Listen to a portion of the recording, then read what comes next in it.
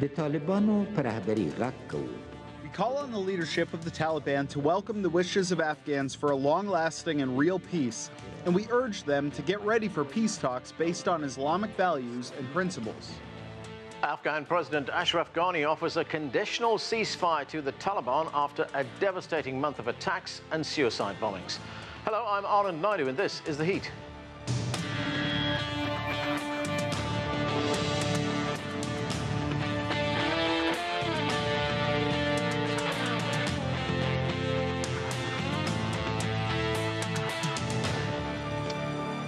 As Muslims begin the observance of Eid al-Adha, the festival of sacrifice, the Afghan government is calling for a truce with the Taliban. President Ghani announced a 3-month conditional ceasefire on Sunday during celebrations of Afghanistan's independence. There's been no formal response from the Taliban.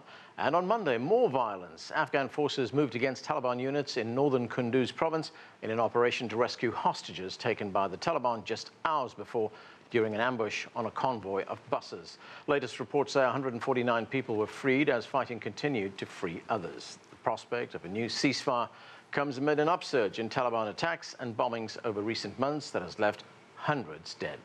We begin our coverage with correspondent Rahim Faiez from Kabul. And Rahim, let's begin with that ceasefire announced by the Afghan government.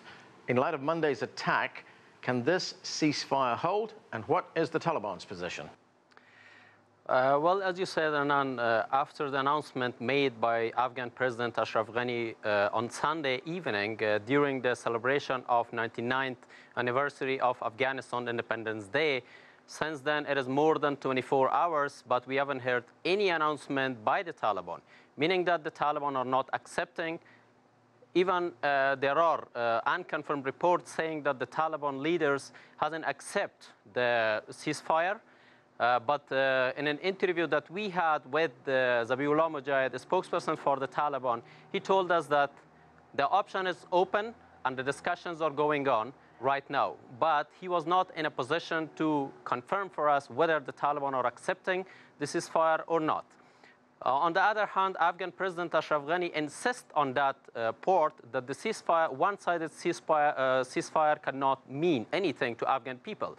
And he was insisting and emphasizing that the Taliban must announce ceasefire on their side from the leadership, and that should be officially announced, which we haven't heard anything on that yet. Right, Rahim, the Taliban came close to capturing the city of Ghazni last week. It would have been the first urban victory since 2015. Just how powerful or organized is the Taliban today? Well, as you mentioned, that's true. There has been, in the past, we have had only Taliban strong and powerful enough in southern provinces of the country. Their birthplace in Kandahar, Uruzgan, Helmand, or southern Zabul provinces. But nowadays, we have had so many activities in other areas of the country. Like the Taliban are not only active in southern Helmand province, they have occupied several provinces recently, just recently in Helmand provinces, and also they have many more activities in southern Kandahar provinces. But Taliban also attacked southeastern provinces of Ghazni, and they were about to capture, they captured several checkpoints and also even government buildings, but the Afghan security forces pushed them back. But at the same time, there has been many other attacks in recent months, like a huge attack of Taliban from several directions in northern Faryab province, another attack of Taliban, and that was also another huge attack, which we can count it a massive attack in western Farah province. So now the Taliban are active in every and each corner of the provinces. So basically, the Taliban attacks are well organized now, and they well planned, and they launch their coordinated attacks from several directions. And actually, they are also occupying districts, district headquarters, and even are able to attack capitals of the provinces. So the Taliban still very active. Rahim, it's been nearly 17 years since the US invasion in Afghanistan. What's the mood of the Afghan people? Do they really believe that peace can be achieved? Unfortunately, disappointment among the people has increased. The people are not hopeful as they were in the past. Basically, it is not only insecurity which concerns the people.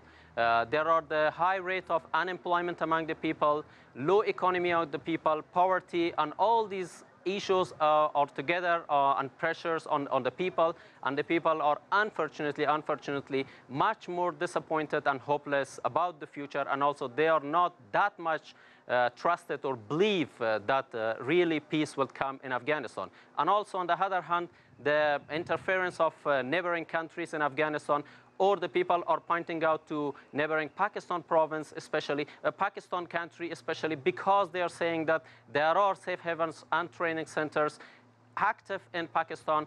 And even in the latest trip that President Ghani had to Ghazni province, he was also pointing out to that issue that all wounded Taliban are receiving their treatments in neighboring country in Pakistan. So these are all the issues which put pressure on the people, and the people are not that much hopeful for the peace to achieve in Afghanistan.